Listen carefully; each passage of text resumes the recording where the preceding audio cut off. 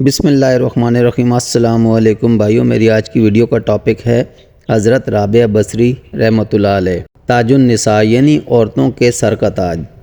حضرت رابعہ بصری رحمۃ اللہ علیہ، آپ کا نام رابعۃن تھا۔ عربی میں رابعۃن کا مطلب ہے چوتھی، کیونکہ آپ 3 بہنوں کے بعد پیدا ہوئی تھیں، اس لیے آپ کے والد نے آپ کا نام رابعۃن رکھا۔ آپ کا تعلق قبیلہ قیس بن عدی کی ایک شاخ العتیق سے تھا۔ آپ رحمۃ اللہ علیہ ایک آزاد خاندان سے تعلق رکھتی تھیں، پیدائشی کنیز یا غلام نہیں تھیں، لیکن غربت اور حالات کی وجہ سے آپ کو بازار میں لا کر بیچ دیا گیا، جیسے حضرت یوسف علیہ السلام کو مصر کے بازار میں بیچ دیا گیا تھا۔ آپ کی تاریخ پیدائش 99 ہجری 717 عیسوی میں ہوئی اور 185 ہجری 801 عیسوی میں وصال فرمایا۔ اس طرح آپ کی ٹوٹل عمر 86 سال بنتی ہے۔ آپ عراق کے شہر بصرہ میں پیدا ہوئی، اس لیے آپ کے نام کے ساتھ رابعہ بصری لگتا ہے۔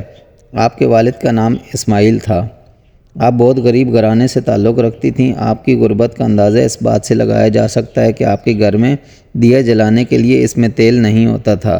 اس کے باوجود آپ کے والد صوم و صلات کے بڑے پابند تھے، 5 وقت کی نماز پڑھتے، تہجد پڑھتے۔ اس طرح بچپن ہی سے آپ کے گھر میں دینداری کی اچھی تربیت آپ کو ملی۔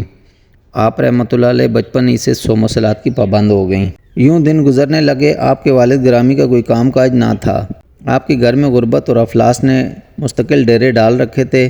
آپ کے والد بہت پریشان رہتے۔ ایک دن آپ کے والد گرامی نے رو رو کر اللہ سے دعا کی کہ یا اللہ تو غریبوں کا سہارا ہے، تو مجھے بھی رزق حلال عطا فرما، حضور صلی اللہ علیہ وسلم کے صدقے میری تنگی کو دور فرما۔ تہجد کے دوران جب آپ کے والد صاحب کی آنکھ لگی تو خواب میں حضور صلی اللہ علیہ وسلم کی آپ کو زیارت ہوئی۔ آپ صلی اللہ علیہ وآلہ وسلم نے فرمایا، اسماعیل جاؤ اور شہر کے امیر سے جا کر کہو جس کا نام عیسیٰ زدن ہے، تو مجھ پر روزانہ 100 مرتبہ درود شریف پڑھتے ہو اور شب جمعہ کو 400 مرتبہ درود شریف پڑھتے ہو، یعنی جمعرات کی رات کو 400 مرتبہ درود شریف پڑھتے ہو۔ اس مرتبہ تم نے درود شریف نہیں پڑھا۔ جب صبح آپ کے والد کی آنکھ کھلی اور وہ اس سردار کے پاس اس کی حویلی میں گئے تو ان کے چوکیداروں نے آپ کو اندر نہیں جانے دیا، تو آپ نے بلند آواز میں کہا، مجھے جانے دو، میں حضور صلی اللہ علیہ وآلہ وسلم کا پیغام لے کر آیا ہوں۔ تو اس حاکم نے آپ کی آواز سن لی اور کہا، کون ہے، اسے اندر آنے دو۔ جب آپ کے والد نے اس حاکم کو بتایا کہ حضور صلی اللہ علیہ وآلہ وسلم فرما رہے ہیں کہ آپ روزانہ حضور صلی اللہ علیہ وآلہ وسلم پر 100 مرتبہ درود پڑھتے ہیں اور شب جمعہ کو آپ 400 مرتبہ درود پڑھتے ہیں، مگر اس شب جمعہ کو آپ نے درود شریف نہیں پڑھا، کیا وجہ ہوئی؟ جب حاکم نے یہ بات سنی تو وہ حیران و پریشان اور ششدر رہ گیا، کیونکہ اس بات کے علم سوائے اس کے اور کسی کو نہیں تھا۔ اس نے آپ کے والد کو کہا، حضور صلی اللہ علیہ وآلہ وسلم کی محفل میں میرا ذکر ہوا ہے، تمہارے ذریعے مجھے پیغام بھیجا ہے، حضور صلی اللہ علیہ وآلہ وسلم نے میرا نام لیا ہے۔ سبحان اللہ۔ وہ خوشی سے پھولا نہ سمائے اور اپنے نوکروں کو آواز دی اور کہا، یہ لو، یہ سارے دینار لوگوں میں بانٹ دو، اور آپ کے والد گرامی کو 400 دینار تحفے میں دیے۔ جب آپ یہ رقم لے کر گھر اپنی زوجہ کے پاس آئے تو وہ بھی بہت خوش ہوئیں، اور آپ نے ان 400 دینار کا شہر بصرہ میں جا کر خرید و فروخت کا سامان لیا۔ آپ نے تجارت کا کام شروع کیا۔ تو اس طرح حضرت رابعہ بصری رحمۃ اللہ علیہ کے گھر کی روزی روٹی چلنے لگی، لیکن آپ کا گھر شہر بصرہ سے کافی دور صحرا کے قریب ایک چھوٹی سی بستی میں تھا۔ آپ کے والد کو صبح سامان اٹھا کر لے کے جانا، شام کو سامان اٹھا کر واپس لانا۔ سامان کا وزن اٹھا کر کافی پیدل چلنا پڑتا تھا، جس کی وجہ سے آپ کے جسم میں دن بدن کمزوری آتی گئی، اور ایک دن آپ کے والد بیمار پڑ گئے۔ کافی دن آپ کے والد گرامی کو بیمار رہنے سے کمزوری اور نکاہت مزید بڑھ گئی۔ آپ ٹھیک نہ ہو سکے۔ ایک دن رات کو جب سب سو رہے تھے تو آپ رحمۃ اللہ علیہ کے والد گرامی کی روح اس جہان فانی سے پرواز کر گئی۔ آپ کا انتقال ہو گیا۔ صبح سب جب اٹھے اور دیکھا تو آپ کے والد اس دنیا میں نہیں تھے۔ دنیا کا یہ آخری سہارا بھی ٹوٹ گیا تھا۔ آپ کے والد آپ کو اس دنیا میں بے یار و مددگار چھوڑ کر جا چکے تھے۔ محلے والوں کو جب پتہ چلا تو سب نے مل کر آپ کے کفن دفن کا انتظام کیا۔ اس کے بعد آپ کی والدہ بہت پریشان رہنے لگیں کیونکہ 4 بیٹیوں کا پیٹ پالنا تھا۔ انہوں نے سوچا کہ بصرہ کی طرف ہجرت کروں اور وہاں جا کر کوئی کام کاج کر کے ان بچوں کا پیٹ پالوں۔ اتنے میں ڈاکوؤں نے بستی پر حملہ کر دیا۔ گھر میں تو کچھ تھا نہیں لوٹنے کے لیے۔ ڈاکوؤں نے آپ کی والدہ کو قتل کر دیا اور 4 بہنوں کو قیدی بنا کر لے گئے۔ اس کے ساتھ بستی میں اور لڑکیوں کو بھی قیدی بنا لیا۔ بصرہ میں اس سال بہت زیادہ قید پڑ گیا تھا جس کی وجہ سے لوٹ مار عام ہو گئی تھی۔ مورخ لکھتے ہیں کہ اتنا سخت قید پڑ گیا تھا کہ لوگ جانوروں کے آگے بھی ڈالی ہوئی کھانے کی چیز اٹھا کر کھانے لگے تھے۔ ڈاکو لوٹ مار کرنے کے بعد سب لڑکیوں کو لے کر بصرہ شہر میں آئے اور سب لڑکیوں کو شہر میں فروخت کر دیا، لیکن حضرت رابعہ بصری رحمۃ اللہ علیہ کو ڈاکوؤں نے فروخت نہیں کیا کیونکہ آپ بہت خوبصورت تھیں۔ اس لیے ڈاکوؤں نے خیال کیا کسی اور دن آپ کو اچھے داموں پر فروخت کریں گے اور آپ کو لا کر تہہ خانے میں بند کر دیا۔ آپ رحمۃ اللہ علیہ نے وضو کیا اور نماز میں کھڑی ہو گئیں۔ کچھ دیر بعد جب ایک ڈاکو نے تہہ خانے میں جا کر دیکھا تو آپ نماز میں مشغول تھیں۔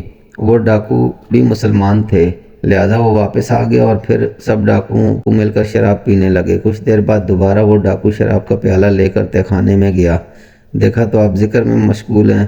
اس ڈاکو نے آپ کو شراب پینے کا کہا تو آپ نے انکار کر دیا کیونکہ شراب پینا حرام ہے اور میں اللہ سے ڈرتی ہوں۔ ڈاکو نے آپ کو زبردستی پلانے کی کوشش کی لیکن آپ رحمۃ اللہ علیہ نے شراب نہیں پی تو ڈاکو نے آپ کو خوب مارا اور کہا ابھی تمہیں کھانے اور پینے کو کچھ نہیں ملے گا۔ پورا دن آپ کو کھانے پینے کو کچھ نہ دیا اور شام کو پھر وہی ڈاکو شراب کا پیالہ لے کر تہہ خانے میں آیا اور کہا پیو تو آپ نے انکار کر دیا۔ اب ڈاکو نے ظلم کی انتہا کر دی، آپ کو مار مار کر آپ کا چہرہ خون آلودہ کر دیا اور واپس چلا گیا۔ بھوک اور پیاس کی وجہ سے آپ رحمۃ اللہ علیہ کے جسم میں کمزوری پیدا ہو گئی اور ظلم اور تشدد، اللہ والوں پر بھی کیسے کیسے امتحان آتے ہیں، لیکن آپ رحمۃ اللہ علیہ اٹھ کر کھڑی ہونے کی کوشش کرنے لگیں اور آپ نکاہت کی وجہ سے گر گئیں تو دوبارہ آپ نے دیوار کو پکڑ کر اٹھ کر کھڑی ہونے کی کوشش کی تو آپ کے ہاتھوں کی انگلیاں دیوار کے ساتھ رگڑ کھاتی ہوئی پھسلیں اور آپ زمین پر دوبارہ گر گئیں۔ اللہ کی شان دیکھو، جہاں آپ کی انگلیاں دیوار پر رگڑ کھا رہی تھیں وہاں سے پانی آنے لگا۔ آپ رحمۃ اللہ علیہ نے اس پانی سے اپنا چہرہ صاف کیا جو خون آلودہ تھا اور وضو کیا اور دوبارہ نماز میں کھڑی ہو گئیں۔ آپ کو جب بھی ڈاکو دیکھنے آتے آپ یا تو نماز پڑھ رہی ہوتی یا ذکر کر رہی ہوتی۔ اگلے دن جب ڈاکو تہہ خانے میں آیا تو دیکھا آپ نماز پڑھ رہی ہیں اور آپ کا چہرہ بھی صاف ہے تو وہ چیخ کر کہنے لگا اس کو کس نے پانی دیا ہے؟ وہ گالیاں دیتا ہوا غصے میں اندر داخل ہوا اور آپ رحمۃ اللہ علیہ کو گھسیٹ کر باہر لے آیا اور کہا یہ شراب پیو اور فروٹ کھاؤ، لیکن آپ نے انکار کر دیا، شراب حرام ہے، میں نہیں پیوں گی۔ ڈاکو نے آپ کو گھسیٹ کر ٹیبل کے پاس لایا اور کہا کھاؤ یہ گوشت بھی اور شراب بھی پیو۔ جب آپ نے انکار کیا تو آپ سے کچھ فاصلے پر جو ڈاکو بیٹھے شراب پی رہے تھے ان میں سے ایک ڈاکو نے شراب کا گلاس آپ کو مارا لیکن وہ شراب کا گلاس آپ کے پاس آ کر ہوا میں رک گیا۔ اس کے بعد باقی دوسرے ڈاکوؤں نے بھی اپنے گلاس حضرت رابعہ بصری رحمۃ اللہ علیہ کو مارے لیکن وہ بھی ہوا میں آ کر آپ کے پاس رک گئے۔ وہ ڈاکو ڈر گئے اور آپ کو چھوڑ کر باہر نکل گئے۔ شام کو جب ڈاکوؤں کے سردار کو اس مہاجرے کا پتہ چلا تو وہ آپ کو شہر میں جا کر بیچ کر آ گیا۔ اس طرح ان ڈاکوؤں سے آپ کی عزت محفوظ رہی۔ آپ کو توڑنے کی بہت کوشش کی لیکن آپ نہیں ٹوٹ سکیں۔ اللہ تعالیٰ نے اپنی ولیوں کی حفاظت کرنی ہوتی ہے، اس لیے وہ کوئی معجزہ دکھا کر یا کرامت دکھا کر آپ کو محفوظ رکھتا ہے۔ شہر بصرہ میں آپ کو ایک بوڑھے شخص نے خریدا۔ وہ بوڑھا شخص بھی مسلمان تھا لیکن بہت ظالم تھا۔ آپ سے خوب کام کرواتا تھا اور آپ کو کہتا تھا کہ جنگل میں جاؤ اور لکڑیاں کاٹ کر شہر بصرہ جا کر بیچ کر پیسے لا کر مجھے دو۔ تو آپ یہ کام کرنے لگیں۔ ایک دن ایسا ہوا کہ آپ صبح گئیں اور جنگل سے لکڑیاں کاٹ کر شہر میں پورا دن بصرہ کے شہر میں بیٹھی رہیں لیکن لکڑیاں فروخت نہ ہو سکیں تو آپ گھر واپس آئیں۔ جب آپ واپس آئیں تو اس بوڑھے کو پتہ چلا کہ آپ پیسے نہیں لائیں، لکڑیاں فروخت نہ کر سکیں تو اس بوڑھے شخص نے غصے میں آپ سے کہا کہ بھائی یہ جو تم رات بھر عبادت کرتی ہو دیے جلا کے، آج تم دیے نہیں جلاؤ گی کیونکہ دیے میں تیل جلتا ہے اور تم پیسے لے کر نہیں آئیں۔ اس رات آپ کے کمرے کے سارے دیے بجھا دیے گئے اور بوڑھا سو گیا۔ رات کو کسی وقت اس کی آنکھ کھلی تو جب وہ اپنے کمرے سے باہر نکلا تو دیکھا حضرت رابعہ بصری رحمۃ اللہ علیہ کے کمرے میں روشنی ہے، تو وہ غصے سے بلبلاتا ہوا آپ کے کمرے کی طرف لپکا اور کہا کہ دیے کیوں جلائے ہیں؟ جب بوڑھے نے دیکھا کہ دیا تو کوئی بھی نہیں جل رہا، لیکن کمرے میں آپ کے چہرے کی وجہ سے رونق ہے اور روشنی ہے اتنی زیادہ۔ جب یہ منظر اس بوڑھے نے دیکھا اور آپ نماز میں کھڑی تھیں تو وہ بوڑھا آپ کے قدموں میں گرا اور کہا مجھے معاف کر دو، میں آپ کی عظمت کو نہیں جان سکا۔ آپ رحمۃ اللہ علیہ نے اس بوڑھے کو معاف کر دیا اور بوڑھے نے کہا آج کے بعد میں آپ کا غلام ہوں اور آپ میری مالکن ہیں، آپ یہیں رہیں، میں آپ کا خدمتگار رہوں گا، آپ کو کوئی تکلیف نہیں دوں گا، آپ تو اللہ کی ولیاں ہیں۔ لیکن آپ رحمۃ اللہ علیہ نے وہاں رہنے سے انکار کر دیا اور کہا اگر میں آزاد ہوں تو میں یہاں سے اپنے گاؤں جہاں میرا بچپن گزرا ہے میں وہاں جانا چاہتی ہوں۔ تو اس بوڑھے نے اجازت دے دی کہ آپ کی مرضی ہے، جہاں بھی جاؤ آپ میری طرف سے آزاد ہو، لیکن مجھے معاف کر دینا۔ تو آپ رحمۃ اللہ علیہ وہاں سے نکلی، اس بوڑھے کو معاف کر دیا اور اپنے آبائی گاؤں جو صحرا کے قریب ایک بستی تھی، پرانا سا گھر تھا آپ کا، جہاں آپ کا بچپن گزرا تھا، آپ وہیں واپس چلی گئیں اور اسی گھر میں جس کی نہ چھت تھی، ٹوٹی پھوٹی چھت تھی اور خستہ حالت میں دروازہ در و دیوار، بہت ہی غربت اور خستہ حالت میں ٹوٹا پھوٹا مکان تھا، آپ اس کے اندر جا کر رہنے لگیں اور اپنی عبادت میں مشغول ہو گئیں۔ آپ ہر وقت نماز میں ہوتی ہیں یا ذکر میں ہوتی ہیں۔ کچھ عرصہ گزرنے کے بعد ارد گرد کے لوگوں میں چہ مگوئیاں شروع ہو گئیں کہ ایک عورت صحرا کے ایک مکان میں اکیلی رہتی ہے اور اس کو ڈر بھی نہیں لگتا۔ تو کچھ آدمی آپ کو بے سہارا سمجھ کر آئے اور آپ رحمۃ اللہ علیہ کو شادی کی پیشکش کی، لیکن آپ نے انکار کر دیا۔ ان حسد کے ماروں نے آپ کے خلاف بستی والوں کو بھڑکانا شروع کر دیا اور آپ رحمۃ اللہ علیہ پر طرح طرح کے الزام لگانا شروع کر دیے۔ بات یہاں تک بڑھ گئی کہ بستی کے لوگوں نے آپ رحمۃ اللہ علیہ کو گھسیٹ کر گھر سے باہر نکالا اور آپ کو پتھر مارنے لگے۔ بستی والوں نے جب آپ کو پتھر مارے تو پتھر ہوا میں رک گئے۔ جب بستی والوں نے یہ کرامت دیکھی کہ ہم تو پتھر مار رہے ہیں لیکن پتھر آپ تک نہیں پہنچ رہے، ہوا میں رک کر گر جاتے ہیں، تو وہ اس کرامت کو دیکھ کر بہت ڈر گئے اور وہاں سے بھاگ گئے۔ اس واقعے کے بعد آپ رحمۃ اللہ علیہ کی شہرت دور دور تک پھیلنے لگی۔ آپ رحمۃ اللہ علیہ اللہ کی ولیاں ہیں اور اللہ اپنے بندوں کو تنہا نہیں چھوڑتا۔ اس وقت بغداد میں ہارون رشید کا دور تھا۔ خلیفہ ہارون رشید تک جب آپ کی یہ شہرت پہنچی، خلیفہ ہارون رشید نے ایک قاصد کو تیار کیا اور کہا کہ جاؤ حضرت رابعہ بصری رحمۃ اللہ علیہ بصرہ سے دور صحرا کے قریب ایک کھنڈر نما مکان میں رہتی ہے، یہ ان کی خانقاہ میں عطیہ پیش کرو۔ جب قاصد وہاں آیا تو اس سے پہلے ایک واقعہ اور ہو چکا تھا، وہ یہ کہ اس رات حضرت رابعہ بصری رحمۃ اللہ علیہ جب اپنی نماز میں اور عبادت میں مشغول تھیں تو ایک چور چوری کی نیت سے آپ کے گھر میں داخل ہوا۔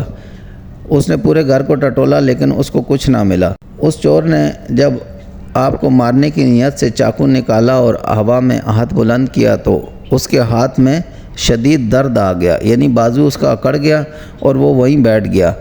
آپ رحمۃ اللہ علیہ جب عبادت سے فارغ ہوئیں اور تہجد سے فارغ ہوئیں اور صبح صادق کے دوران جب آپ نے دیکھا کہ ایک شخص بڑی تکلیف میں کرا رہا ہے اور آپ کے قریب ہی بیٹھا ہوا ہے، تو آپ نے اس کو کھانے کے لیے کچھ دیا کہ بھائی یہ لو تم کچھ کھا لو۔ جب اس چور نے آپ کی رحم دلی کا یہ عنصر دیکھا تو وہ بہت ہی شرمندہ ہوا اور اپنے کیے پہ نادم ہوا اور آپ رحمۃ اللہ علیہ سے ہاتھ جوڑ کر معافی مانگنے لگا کہ آپ تو اللہ کی نیک ولیاں ہیں، مجھے معاف کر دیں۔ آپ رحمۃ اللہ علیہ نے اس چور کو معاف کر دیا اور کہا کہ میں نے تمہیں اللہ کے لیے معاف کیا اور جاؤ، آئندہ کے بعد ایسے غلط کام نہ کرو، ان سے اللہ ناراض ہوتا ہے۔ جب صبح صادق کے دوران خلیفہ ہارون رشید کا قاصد طائف لے کر وہاں پہنچا تو حضرت رابعہ بصری رحمۃ اللہ علیہ نے ان سے پوچھا کہ آپ کہاں سے آئے ہیں؟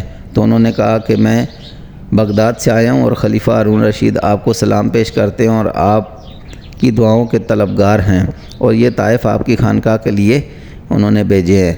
تو آپ نے سارے طائف اٹھا کر اس چور کو دے دیے۔ قاصد نے جب یہ دیکھا تو کہا یہ سامان تو خلیفہ ہارون رشید نے آپ کے لیے بھیجا تھا، آپ نے اٹھا کر اس غریب کو دے دیا۔ تو آپ رحمۃ اللہ علیہ نے فرمایا کہ میں نے اللہ تعالیٰ سے صرف اسی کو مانگا ہے۔ اس واقعے نے آپ کو اور زیادہ مشہور کر دیا۔ اس کے بعد لوگ جوگ در جوگ آتے رہے اور دیکھتے ہی دیکھتے آپ کا گھر ایک خانقاہ کی شکل اختیار کر گیا۔ عورتیں، بچے، بوڑھے، جوان، مولوی، عالم سب آپ کے پاس آتے اور آپ سے فیض حاصل کرتے۔ آپ کا فلسفہ یہ تھا کہ اللہ تعالیٰ کی عبادت صرف اللہ تعالیٰ کے لیے، جنت کی لالچ اور دوزخ کے ڈر سے عبادت نہ کرو۔ آپ کا مزار شریف بیت المقدس یروشلم میں موجود ہے۔ اللہ تعالیٰ سے دعا ہے کہ اللہ تعالیٰ ان کا فیض ہمیں بھی عطا فرمائے اور حضرت رابعہ بصری رحمۃ اللہ علیہ کے درجات کو بلند فرمائے، آمین۔ اللہ حافظ، فی امان اللہ۔